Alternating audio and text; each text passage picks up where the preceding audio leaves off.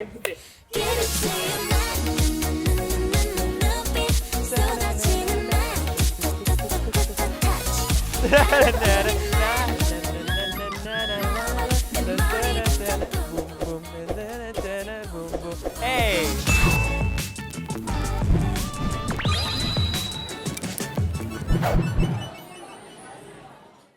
안녕하세요. Zhin and Fauzi Zhin and welcome to another episode of Eatbook Vlogs. Okay, Fauzi, you know now Korean culture is of all the rage all over in the world. So, jumping on this Korean trending bandwagon, have you tried any Korean food? My extent with Korean food is actually very limited. To my one time in Korea, where I went and joined a tour group, right? I had like the traditional Korean food like kimchi and ginseng chicken, the halal version. That's all lah, basically. Yeah. That's the sad part actually, because in Singapore now, right, there's a lot of joints selling Korean food. Yeah. But I have not found any that is halal certified. Right, Because right. usually Korean dishes, they contain pork. But today, I'm super excited because we have found not one but three different Korean restaurants that are halal certified. I know, I'm so hungry already. I listened to that. Without further ado, Hana, juice, it, gaja! whatever I said.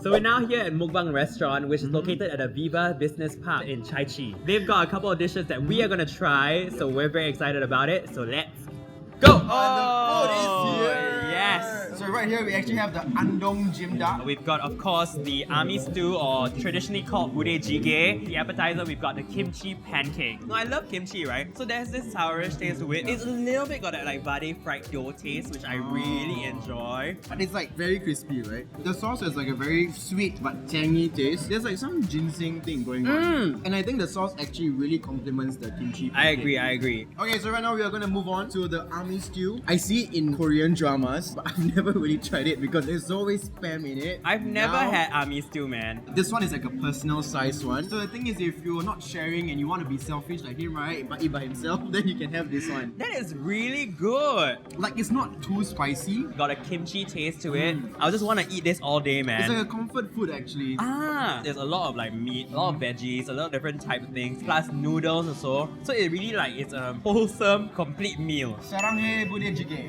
Fauzi, are you ready to try the amdong jimda? So I really want to try the chicken. It's got this like soya sauce taste inside, right? It's very juicy. It's like soft and nice that you just like close your mouth, it'll like fall apart. Okay, the thing about this, hands down, has to be the Korean sauce itself. You have the glass noodles, you have the braised chicken, you have potatoes and tteokbokki. And the thing about the glass noodles is that they don't actually get soggy very fast. Yeah. So it retains the flavor. It's got like the chewiness still. It's a little bit like Japanese inspired as well. Like the whole like scallops, the tempura prawns, we got the gyoza. Wow, I never like really tried Korean food. So this to me is like a whole new world.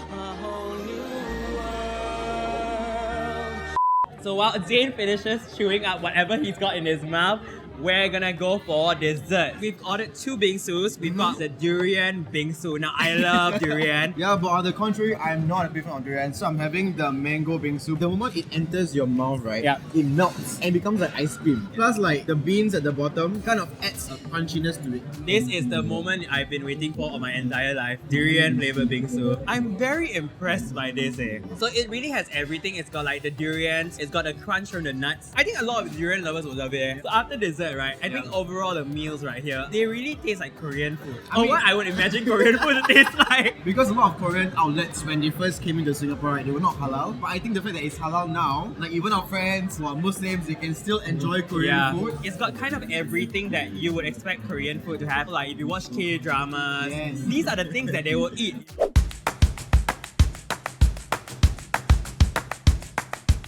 Okay, now we are at Captain Kim Korean Barbecue and Hotpot. This place isn't halal certified yet. They're actually in the midst of getting their halal certificate, but all the ingredients are halal. Okay, so it is like a buffet kind of setup whereby you go there, take your ingredients, and then you can just fry it. What we see is that they actually put for us the soup already, and then they also gave us this. It's called soon because I'm going to eat you soon. No. This is kind of like the typical Korean barbecue setup. Yeah. The hot pot is like the bonus. I can't wait to see what they actually have on the entire buffet spread. Yeah. So let's go and see.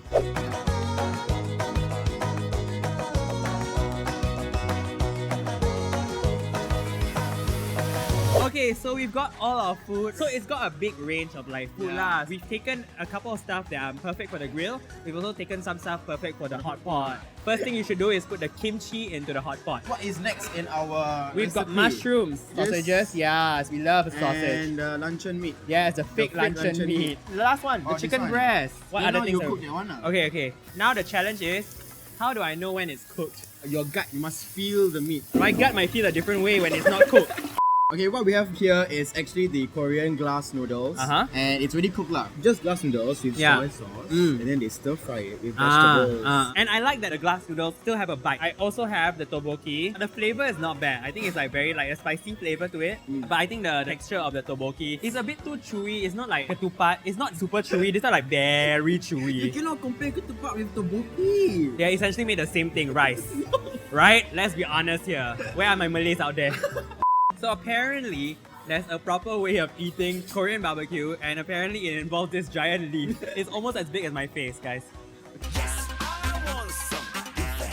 So you choose your meat, then you take your garlic, Okay, you put it in the center So- like that. You want kimchi? a bit of kimchi. Wait, what about the gochujang sauce? Oh, yeah. Then you just fold in, and you put it in your mouth. The entire thing? Really? I'm a bit mind blown at how all the flavors come together. Eh. Plus the flavor will change because it depends on The what meat what you choose. Oh my god. So it's like pretty much endless if you think about it. This volcanic chicken, it is supposed to be really spicy. See lah, he purposely take the small piece and take the big piece. Yes, Abang Zain. Okay. Not spicy lah. Mm. Oh my god! He's dying. It is spicy. It's not that spicy. You take small piece of course spicy lah. There is one more thing that we have not tried, which is the hot pot. I think it's a good choice to put the kimchi into the hot pot. It really adds a different layer to the soup. This is the one thing that I saw was recommended on the little sign there, right? It says chicken breast, good for hot pot. The chicken breast, even though it's like thin, it actually absorbs all the kimchi flavor. So let's say for example, if you have people in your family who don't like barbecue or prefer hot pot, this is a good option because there's both.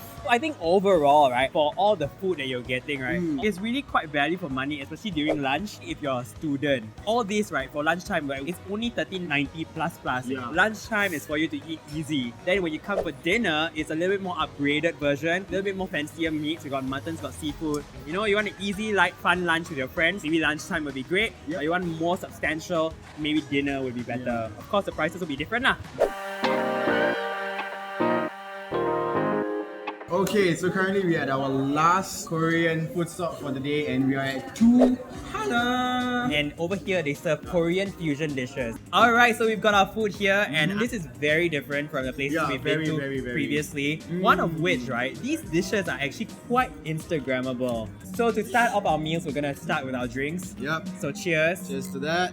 I've got the Melon Melona Kalpis float, which is very interesting. It's got like a little like potong ice cream of like a melon melona flavor. I feel like it's a very refreshing, but at the same time very milky flavor. It kind of tastes like honeydew Yakult with Sprite. That's essentially it. Actually, I think you're almost right on the nose. This is actually the iced chocolate hojicha latte. So you taste the chocolate first, and then you taste the hojicha a little bit at the end. So for the drinks, fantastic. I'm gonna go to the food. So this is actually the Hana drumlet with yum sauce. And that's supposed to be spicy, and I've got the honey butter sauce. Now, I must say I'm very impressed with the yum sauce because it is actually pretty sweet, but at the same time quite spicy. This one, right? is I good. really cannot stop eating it. People who are not so much fans of spiciness, this is really like a good option. Yeah. Even though like the chickens are like covered in the sauce, right? Yeah. It's still got the crispiness to it. Okay, now we're gonna move on to the kimchi mac and cheese. The mac and cheese is in the form of a cube. I've never seen mac and cheese like this before.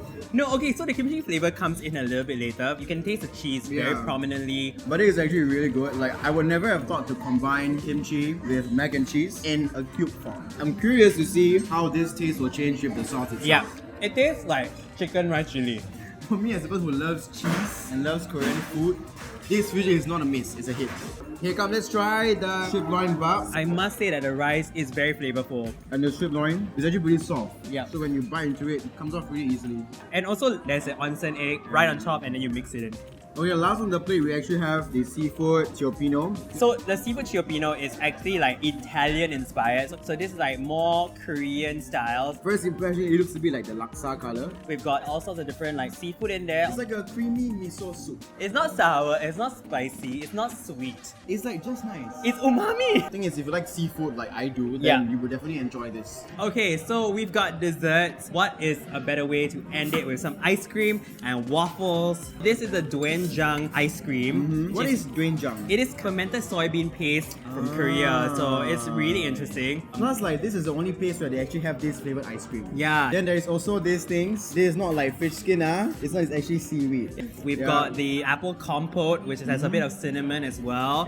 The ice cream and the waffle taste really good together. Like Yeah. the flavors are very complementary. Try the ice cream with the seaweed. Okay. Like, Wow. got strange taste to it, but I like it. Like, I never thought ice cream would go well with like this seaweed crisp. That is a whole new level of flavor, man. There's just Like- like a little bit of sweetness from the ice cream, right? Plus the very extremely salty flavor from the seaweed. Oh my god, it just goes so well together. I think that the things that were placed on this plate were carefully selected Yes. and thought out. And I am so happy that we ended off with this because this is the epitome of fusion right I here. know, I know. The thing is, we tried different types of Korean food today. Yeah. Perhaps you don't really like the traditional Korean dish. Then you can also consider like a fusion because it's easier to eat. Something that you're much more familiar with. It's a cafe setting, pretty chill, pretty relaxed. You definitely should try, especially if you're in the area. I think Yeah. the ambience is great, the food is good. Maybe 3 Hana now.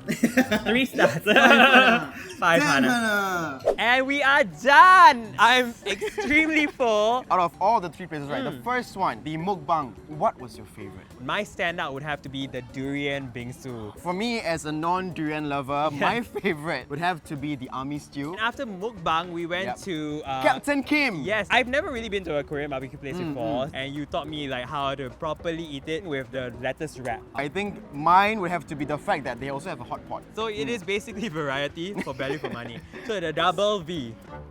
VV.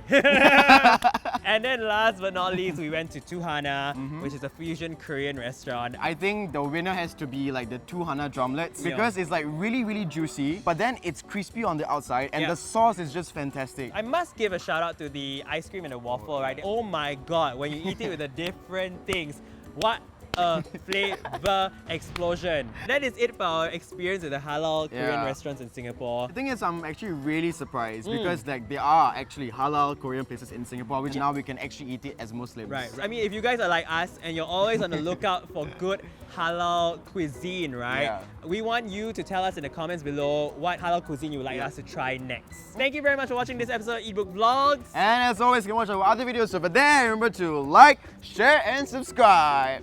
Annyeong! Annyeong! Kaja.